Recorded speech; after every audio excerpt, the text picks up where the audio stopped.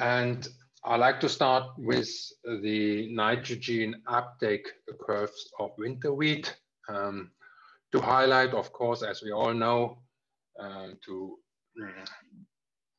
produce different amounts of yield, in this case 4.6 up to 7.8 tons. The crop takes up different amounts of nitrogen over the time from, in this case, spring to harvest. This trial was done on the same site and at different nitrogen application rates. And you can see that if the nitrogen supply is low, meaning we only are available to produce 4.6 tons, the nitrogen uptake over time is quite linear.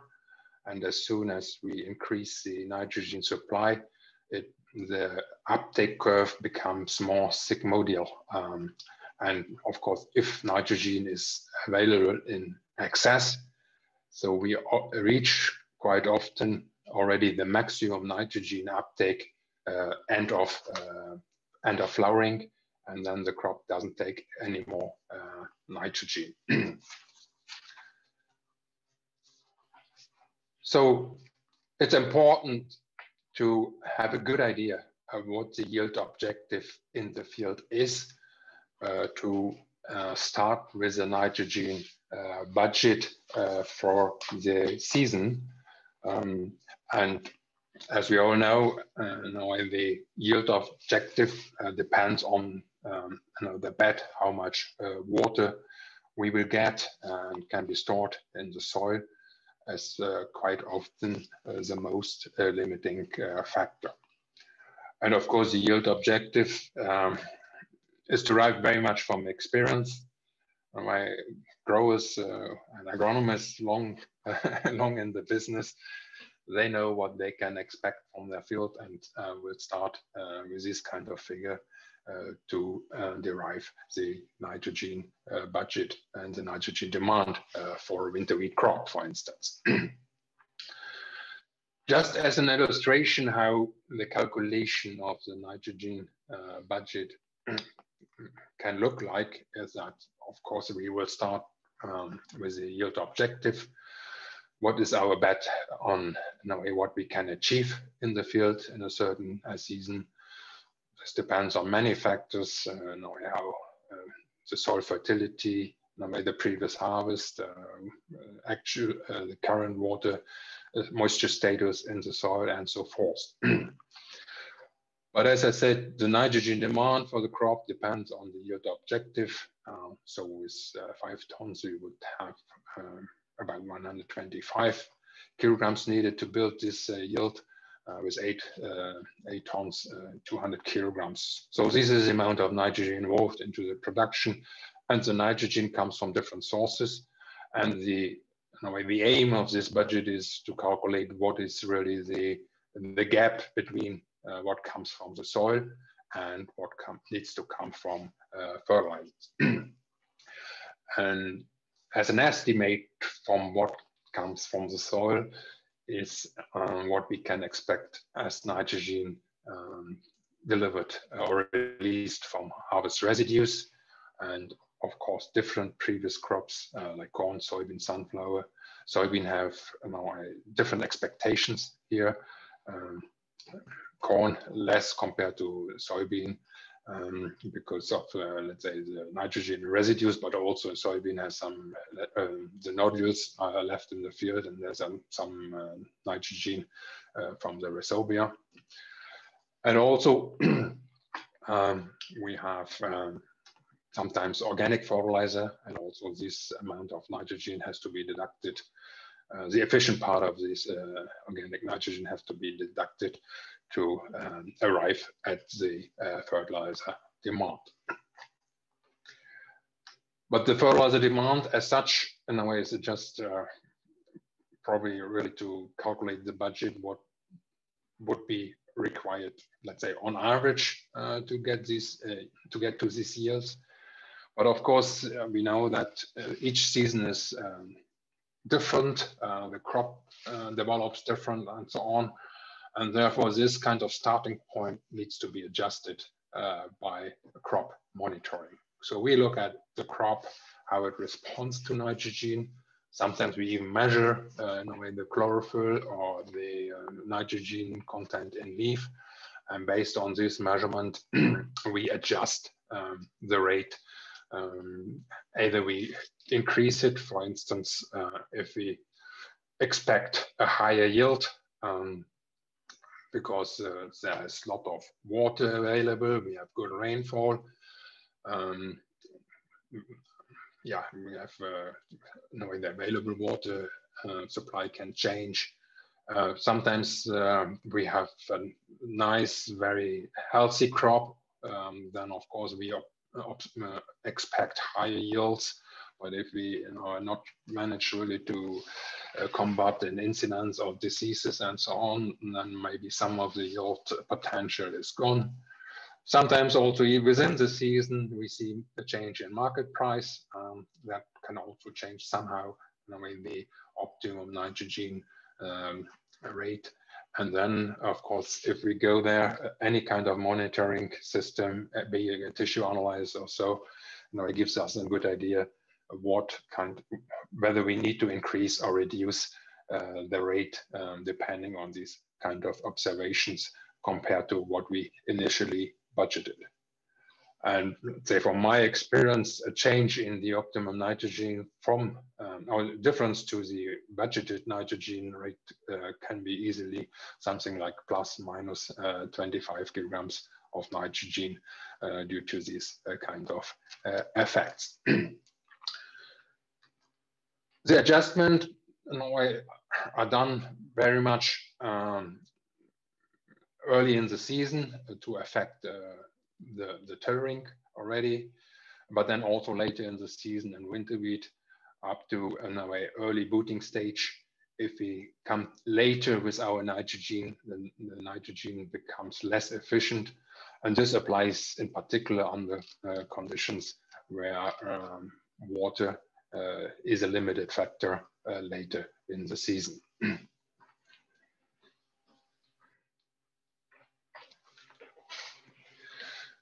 But to understand what our nitrogen does, it's always good to look into the accumulation and distribution of the biomass, and then later on the accumulation and distribution of nitrogen and also sulfur in the crop.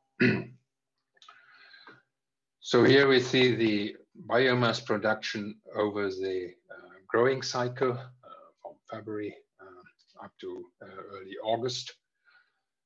The green part of this graph is what biomass dry matter is in leaves and stem of a wheat crop. The light green is what we have in the husk and ear part. And then the yellow part is what finally ends up in the grain. And as we know, we sell the grain. And we are most interested in this part, so in the grain harvest. And typically the grain is about 50% of the total dry matter, as you can see.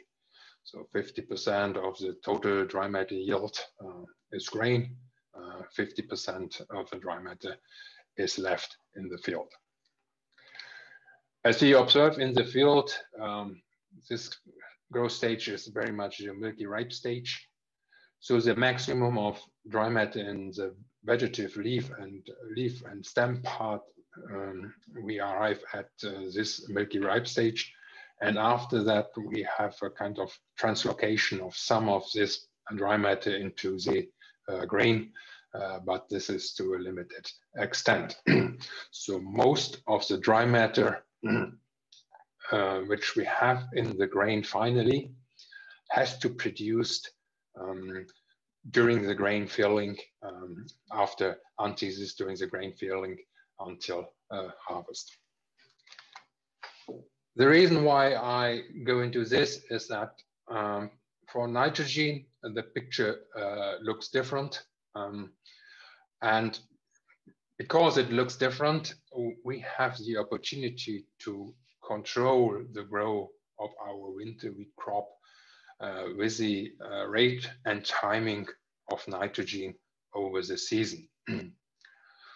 So typically we have 2 to 3 top dressings of nitrogen to affect different yield components of the wheat crop. Normally we start early in the as soon as the wheat starts growing, we apply the first nitrogen application, and this one is really to either boost tillering if we have the number of tillers is too low, or in a way we need to be very careful if we see a crop stand, wheat stand, which has a high density a number of tillers, then we need to be a bit careful with the nitrogen rate at this stage to avoid that that the crop develops even more tillers, which will end up to as kind of unproductive tillers later in the season. Then the crop finish tillering at a certain stage and starts stem elongation. This is a critical phase because as soon as it starts stem elongation, we have the generative part of the plant in the plant, the ear primordial. And of course, we like to do everything to grow this the ear as big as possible. So we need good shot of nitrogen at this stage to allow, in a way, to avoid that the plant gets an impression that nitrogen can become short, because as soon as the crop has this kind of trigger, it reduces the number of ears, number of grains in the ear, which finally are required to build the yield we aim for. Of course, if we have a very strong crop here, which has a lot of vegetative mass, it indicates that when there's plenty of nitrogen, then it's maybe better to postpone a bit the nitrogen application in order to avoid that the crop has an excess of nitrogen, which leads to lodging, or which leads to an increase of a risk of lodging during this growth period. Later on, up to booting for quality wheat in France, France, Germany, other geographies, farmers apply a third application before or at ear emergence, which can affect grain weight, but in particular affects protein content to achieve the threshold of protein, which is required to produce a high quality milling wheat. So as I said, with the rate and timing of nitrogen, we can affect very much always how the yield is built with the number of tillers and so forth, and the grain weight, and monitoring of the crop, and it helps to get it right here.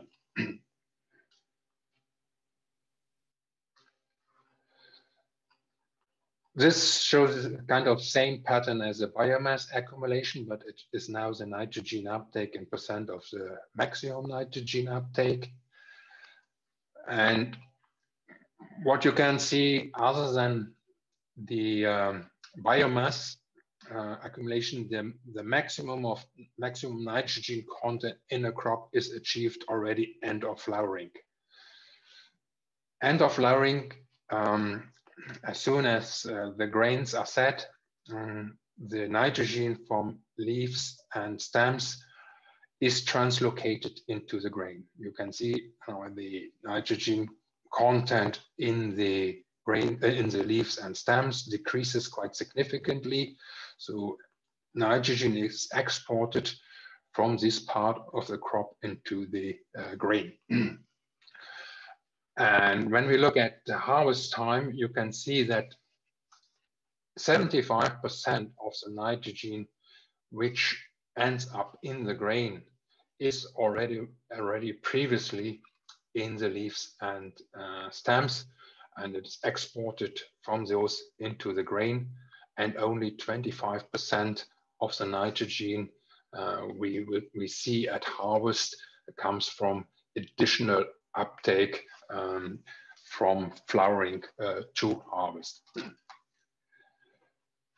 So what I like to stress a bit is that we need to get this point right, because if nitrogen is short, the crop starts to senescent early. That means it doesn't have anymore the leaf area to do photosynthesis. And that means the dry matter production, and at this stage, the grain filling is impaired. So because the nitrogen uptake as such stops, and a lot of nitrogen is transported into the grain. Of course, if we have excess of nitrogen at this stage, then it's quite often observed that the translocation of dry matter from leaves to stems is impaired, and quite often we have a reduction in grain yield because of an excess of nitrogen. So it's really key that with our nitrogen strategy, we build the nitrogen into the crop until this point to get it right here, because otherwise we lose yield. Or if it's not yield, then of course it's a risk that we, if nitrogen is short, we get a grain harvest with low protein content, because the majority of protein has to come from what has been taken up earlier. This looks somehow different in with sulfur, because sulfur is taken up also after the after flowering to a quite significant extent. And that means if sulfur is short during grain filling, it might be also that protein content is lower, and also low, and that means a lower protein affects the baking quality of the wheat flour, and therefore we can expect maybe a lower price for the wheat, because it doesn't meet the quality standards. Sulfur, of course, needs to be there early, as I explained before, to build the crop. But if sulfur is short, maybe there is a lack of sulfur for protein production later. And in trials, this hypothesis has been confirmed that if sulfur is short, the protein content is going down. And therefore, for production of high quality wheat, in some areas, growers apply sulfur twice, meaning at the growing start and later for the last top dressing to build protein, to get the right amount of protein into the grain. And you can see that the application of early sulfur contributes a bit to yield, to protein increase, but the most significant effect on the protein content in wheat flour comes from a late sulfur application.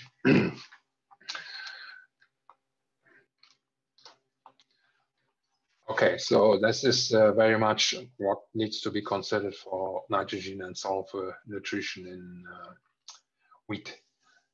Let's talk now about sugar beet, a crop where we harvest the vegetative part of the crop, the beet.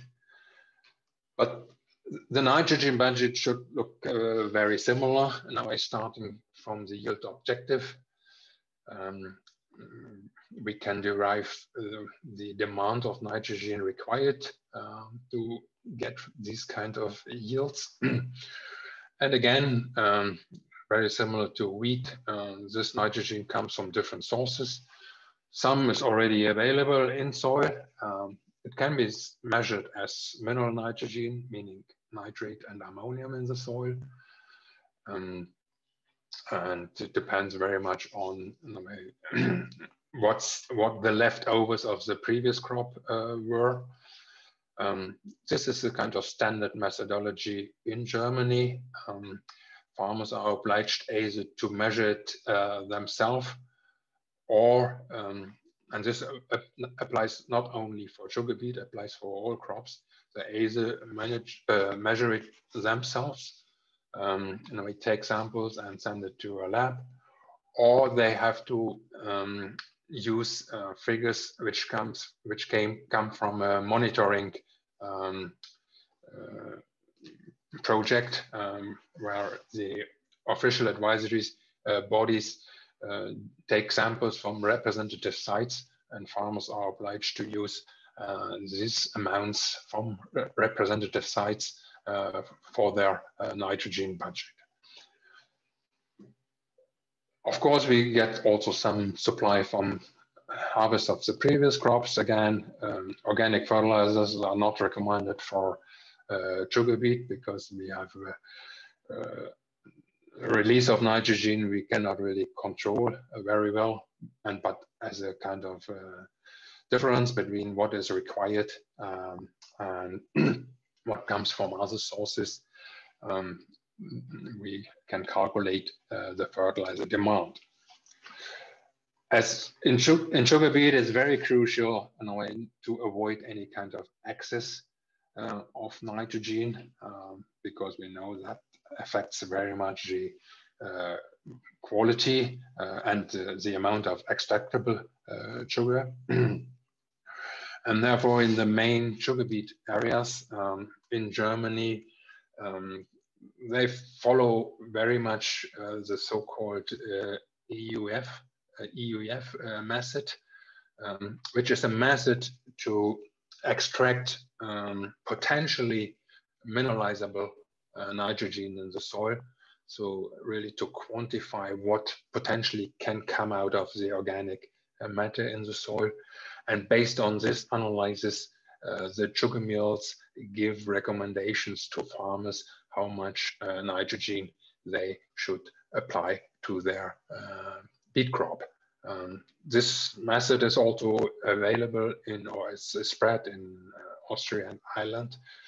Other countries use different methods to estimate the release of nitrogen from the organic pool in the soil, and then, of course, derive the optimum nitrogen rate for the sugar beet. Of course, if they apply too little, avoiding this risk of too much amino nitrogen in the beets and so on, this costs yield, and mainly it costs yield because the sugar beet is not able to build the leaf mass which is required for the photosynthesis, assimilation, and then mainly also for the production of sugar. We all know that sugar beet has a decent response to nitrogen. as a kind of average, I think the maximum response we achieve already at about 120 kilograms of nitrogen per hectare applied. But this affects the beet yield very much, what growers are paid for, and definitely Astata is most interesting is of course the amount of sucrose they can harvest from their fields. And quite often, of course, the white sugar yield response to nitrogen is at a lower rate compared to the beet yield. And quite often it's less than 100 kilograms per hectare. Somehow, yeah, in this case, I think 80 kilograms per hectare would have been already the optimum for the sugar yield. As we know, one reason is that, of course, if we have access, we have less extractable sugar. And that means, of course, with increasing amount of nitrogen, the percent of sugar in the beet is going down quite significantly. So when we look at good fertilizer or nitrogen management in sugar beet, as I said, in many areas, the sugar mills take somehow care about the recommendations here. But the aim is, of course, to have good nitrogen supply to allow good early canopy growth. That's, of course, key in order to have very fast row closure and a good leaf area index to harvest all the sunlight. Also, row closure is very important to avoid evaporation from, let's say, bare soil. So you need to have a good supply early. And that's the reason why, in most cases, all the nitrogen is applied to the seedbed already.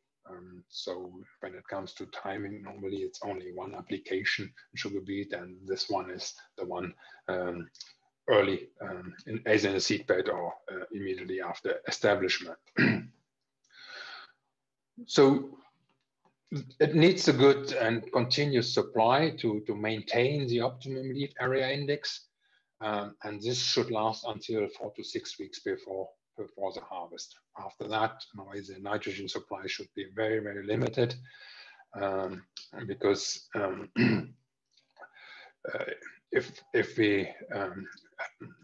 because then in a way the leaf development is limited. So most of the energy from photosynthesis goes into sucrose formation.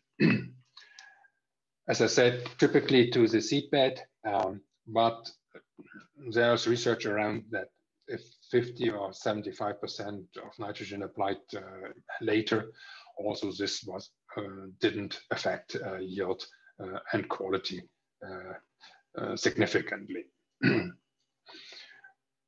But anyway, later applications at the, let's say, 4 to 6 weeks after sowing definitely increase the risk of reduced sugar content, as you all know.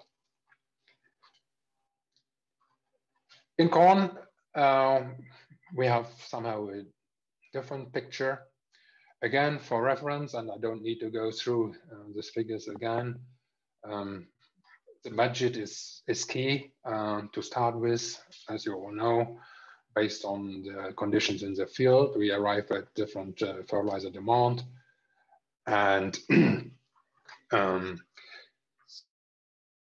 in maize, the early nitrogen supply, as in sugar beet, and for almost all spring crops, is essential to get the leaf area index high very fast.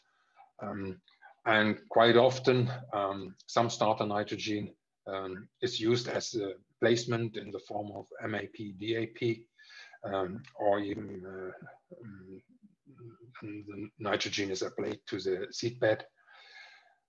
A researcher revealed that top dressing at the V4 to V8 means 4 to 8 leaf stage is very efficient still, and this allows adjustment of the total rate based on the crop monitoring, and maybe also based on other observations how the season goes.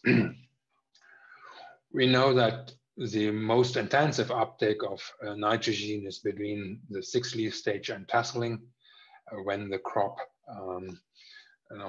starts to elongate, when it starts to develop the crop and so forth.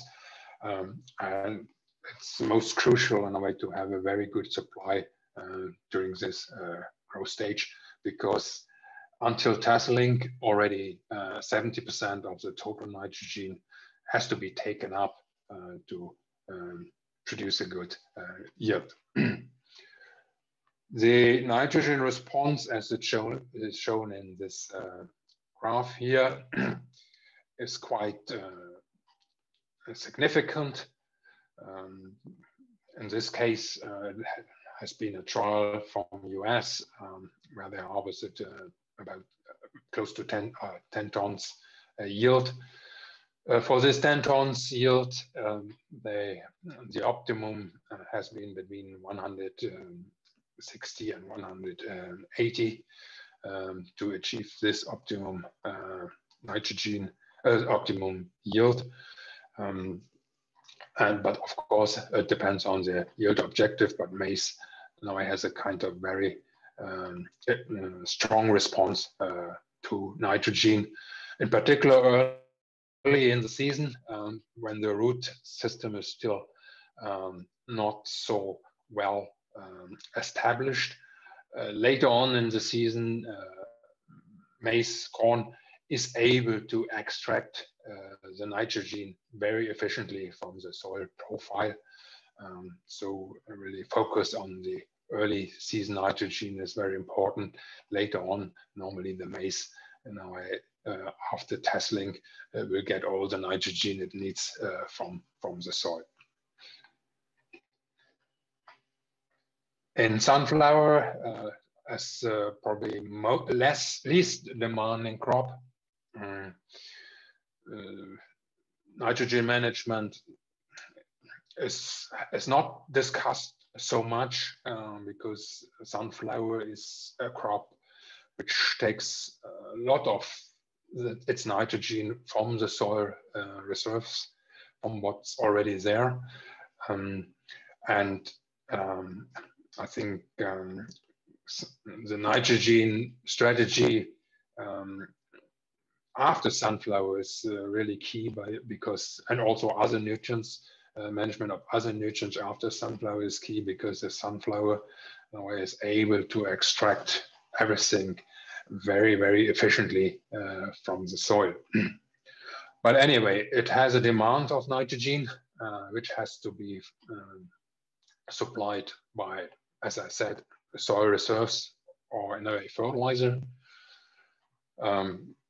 Quite often in sunflowers, we talk about nitrogen fertilizer demand in this order of magnitude.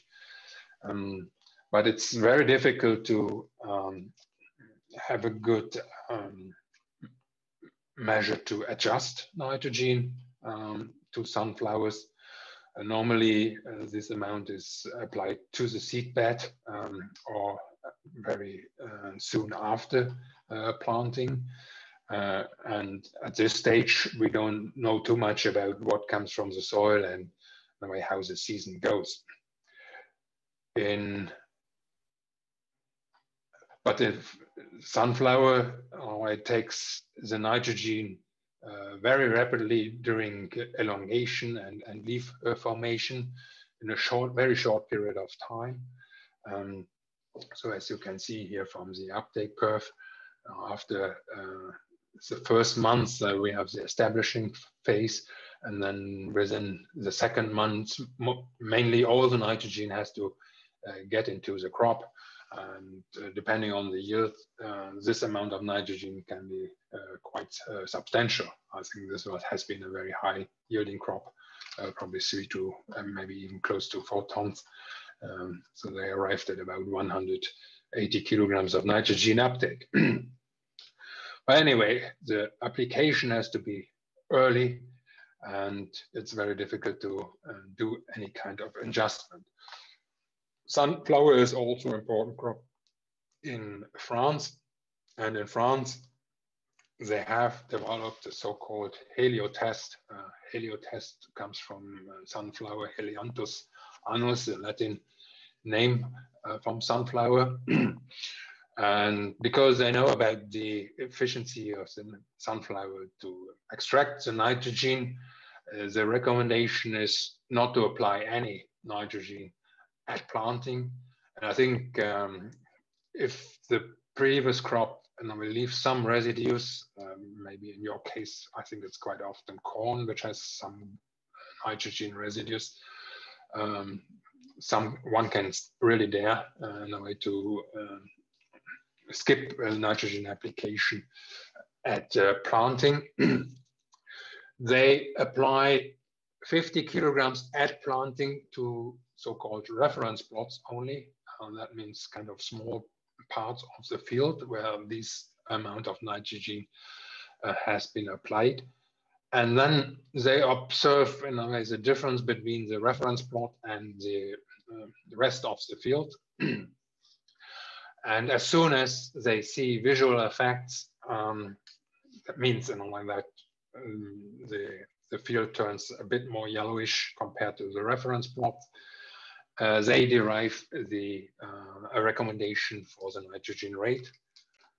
And the heliotest works like that, that the sooner they observe difference between the reference plots, the higher should be the rate, because it shows that the nitrogen supply from the soil has been depleted already early. If the difference is observed late, then of course the rate can be much lower. And then of course the conclusion is that if it's after 14 leaves, any kind of additional nitrogen supply wouldn't add to the yield. So it's not really needed. And the recommendation is as follows. So if it's just a 2-ton crop in France, they don't apply any or don't recommend any nitrogen. 3-ton yield crop, if they observe the difference already at 7 to 8 leaf stage, they recommend 40, later on 20. And then if they go for very high yield, so the application at 7 to 8 leaf stage would be 7 to 8. And if it's observed later, then still 40 kilograms. And so yes, surprisingly, in a way, they found even a yield advantage following this method compared to, let's say, standard nitrogen application based on the nitrogen budget and the yield objective. They found higher oil contents or higher oil yield. And finally, also less nitrogen has been applied. So nitrogen use efficiency has been increased also with a higher yield. So I think I don't have too many experience with oil with sunflowers. Well, I think some growing conditions in France can be considered somehow similar with what you have in Ukraine. Quite often also water limited, and therefore I think I could recommend to give it at least a try to follow this heliotest, because it's in place for a couple of years already in France. So, of course, what needs to be avoided is the excessive nitrogen, because it reduces your oil content, and then as always, it's susceptible to lodging and also to pests and diseases.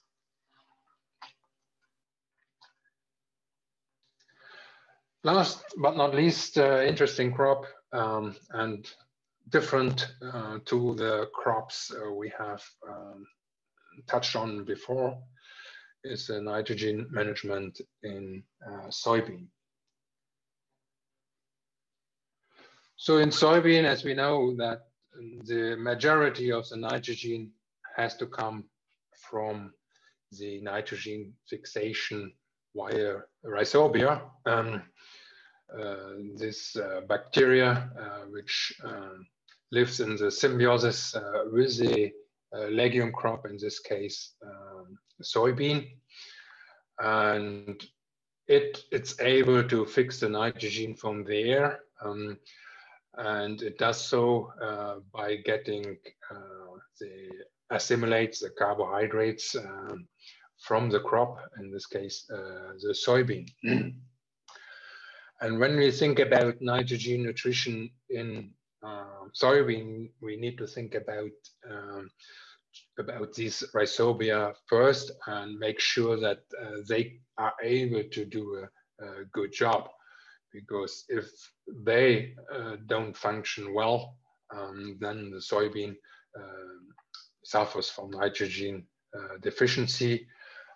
And the nitrogen deficiency we potentially observe in soybean is very much because of a very limited functioning or malfunctioning of this rhizobia.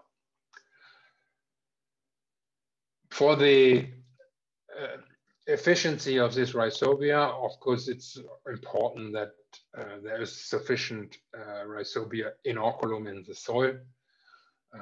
If soybean is grown for a couple of years already, this is probably the case, but otherwise it's I think recommended to inoculate the soil with these rhizobia bacteria to start soybean growing.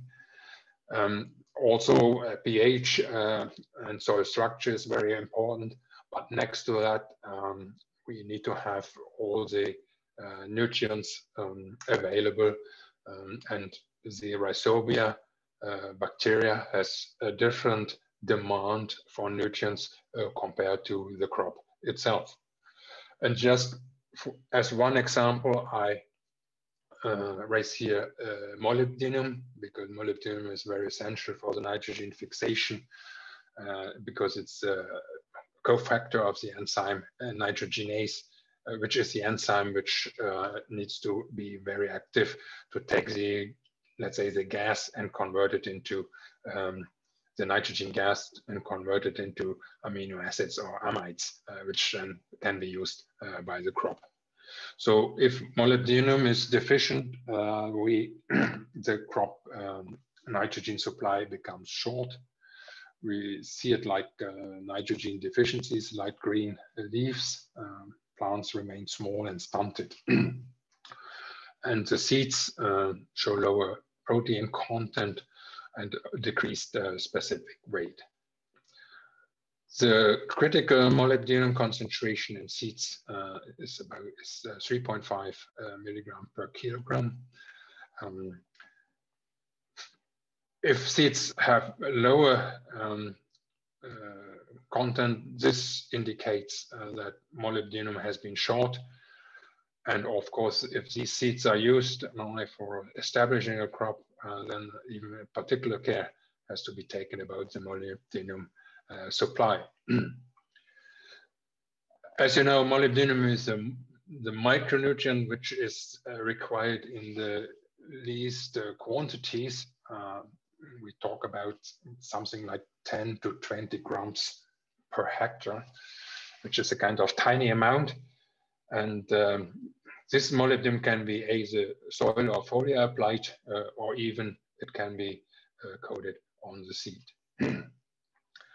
The risk of deficiencies in molybdenum are most likely in acid soils, but that doesn't mean that acidic soils with pH whatever 6 to whatever 7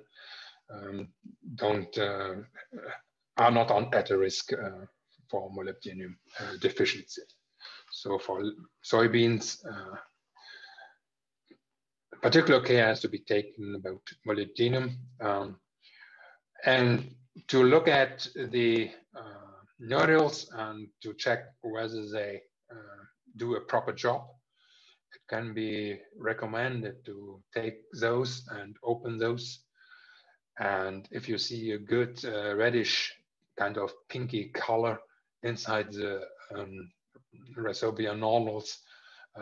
This indicates that they are active and can deliver most likely the required amount of nitrogen to the soybean crop. Another element is cobalt, and that's the reason why, for instance, in Brazil, also Argentina, they use a product which is called Cobalt Molybdenum, COMO, as a seed coating, just to make sure that both nutrients are available. Again, cobalt is not a nutrient or micronutrient for the crop, but it is essential for the rhizobia, for the nitrogen fixation.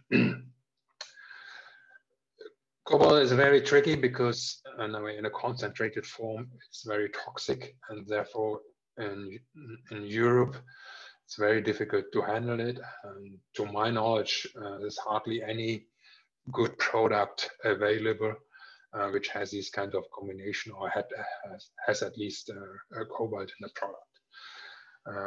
But probably is a status in your soybean crops should be checked from time to time to see whether there is a risk that cobalt can fall short. As you can see from the graph, where they have measured either the nodules per plant or later the grain yield, in treatments where they haven't inoculated the seeds or haven't applied any cobalt or molybdenum, you can see the nodulation is limited compared to an inoculated site where they have inoculated the soil, the seed with a rhizobia. But of course, with additional application of cobalt and molybdenum, the number of nodules were increased even further. And because of the better nitrogen supply, this has been also contributed to higher yields in the highest yields in the inoculated and treated, COMO-treated trial, but also in a way having these two nutrients for the rhizobia available was even more efficient than inoculation without these two nutrients. So you can see, this is the kind of critical factor for the yield response of soybean, and that's kind of indirect because of mainly nitrogen supply provided by the rhizobia. There's always a discussion whether starter nitrogen can help the establishment and maybe also finally the yield of soybean. And you can see the three treatments here: the control, the green line, and the production of plant dry weight over a period of 40 days. And in comparison to that, a treatment where a starter fertilizer is as nitrate or ammonium has been applied. As you can see, this amount of nitrogen was not detrimental to the dry matter production because it has contributed to a bit higher dry matter production. It means a faster establishment. And that is also the reason why in Brazil, for instance, soybean are planted with a placement of DAP or MAP as a preferred NP fertilizer. And with this, of course, we will have some additional ammonium applied. when we look at this, the difference between the forms nitrate and ammonium, it looks like that the ammonium form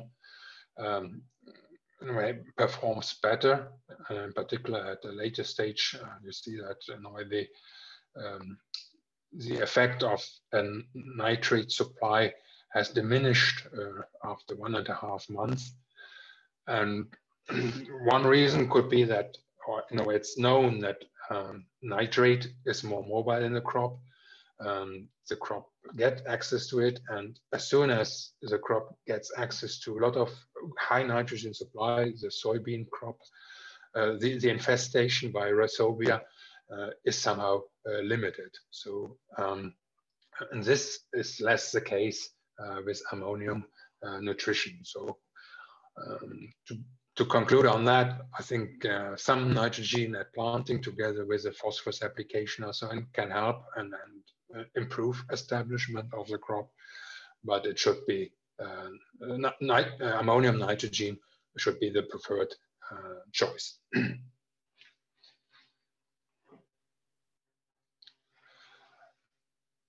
Looking at the nitrogen uptake of soybean during the growing cycle,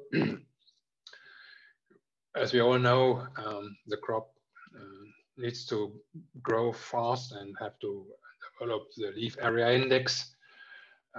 So you see the green parts, the stem and leaves. We get the maximum of this nitrogen uptake in stems and leaves already at the R4 stage.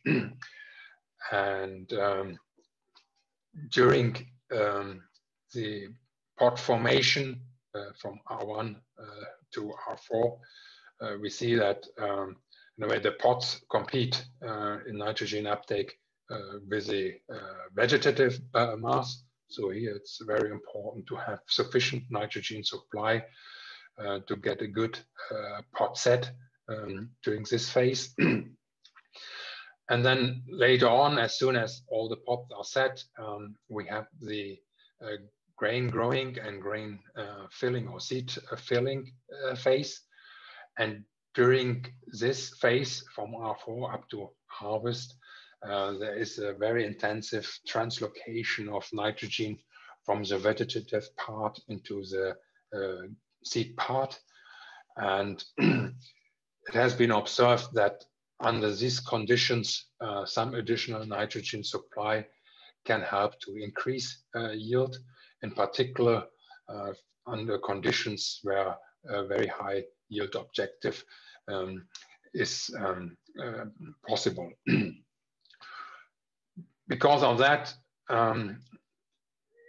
there are some trials which have tried to apply top dressing of nitrogen at the I think it's R3 stage, so early pod sets, in order to have a kind of luxury, to enable luxury consumption of nitrogen, to avoid that the senescence of the vegetative part starts too early because of the translocation of the grain filling. Also, we have to bear in mind that during grain filling, the assimilates, the carbohydrates are very much directed to the seed as soon as we have the pod set. And that means at this stage also the rhizobia in the soil lacks carbohydrates to do the symbiotic nitrogen fixation, and and that might cause a gap at this stage, and probably and can contribute to early senescence, which means in a way not the full yield potential can be achieved. To test this hypothesis, there are some trials done where the nitrogen has been applied at the R3 stage in 2 different rates, 22.4, 44.8 kilograms per nitrogen per hectare. compared to control in different forms, ammonium nitrate, liquid, UN, urea, or urease inhibited urea. And you can see in this trial with very high yield in the control at about 3.7 tons. This additional nitrogen supply at the later stage has contributed quite significantly to a yield increase. So in conclusion, and of course a low quantity like 22 kilograms of nitrogen, ideally in the form of ammonium, be it either urea or inhibited urea, has contributed to kind of significant yield increase with this extra kind of nitrogen application. So, and the reason is, like I have explained already, nitrogen fixation can be short at this peak demand period during the pod fill, or in a way the seed fill. And nitrogen application can be economic at this stage if the yield potential is high, and of course if there's still good water supply to be exploited to produce these high soybean yields. Last but not least, and that was very much also the topic of today, sulfur deficiency in soybeans, and there's a method around to detect deficiency based on seed analysis. Of course, this is a kind of post-harvest consideration, and where you can conclude on the sulfur demand only for the next soybean crop in similar fields. But it looks like that there is a very close correlation between the sulfur concentration in the seeds and the relative seed yield. So looking at this response, it showed that at a seed concentration of about 2.3 grams of seed, or 0.23% of sulfur in the seed dry matter, the crop will achieve 100% of its yield potential. But as soon as it goes lower than that, soybean will really respond to the shortage of sulfur supply with a reduction in yield. I think this post-harvest consideration doesn't have too much, let's say, for detecting whether there's a sulfur need in a soybean in the season. In order to check whether there is sulfur requirement, as I said, some researchers have tried soil analysis, but available sulfur in soil is so versatile, depends very much on temperature, water, and so on. So you don't get a really reliable reading there. A leaf analysis can be done, and definitely more appropriate for soybean. But this diagnostic of sulfur deficiency on seed analysis is probably very straightforward, and can help also to identify whether there is a sulfur need in the next soybean crop. You can see in a way the critical levels in the seed as deficient, everything between lower than 1.5 grams, but ideally, and the highest yield potential can be exploited if sulfur is right at more than 2.3 grams per kilogram of dry matter in the seed.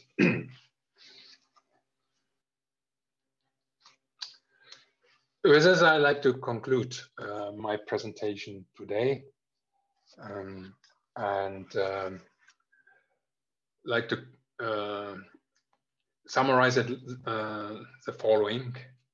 So sulfur deposition is not sufficient anymore to cover the sulfur demand of most crops, and therefore there is a need to consider sulfur fertilizer. The mineralization from organic matter can probably still cover the sulfur needs of low sulfur demanding crops, but we have to bear in mind that this pool will be also depleted over time.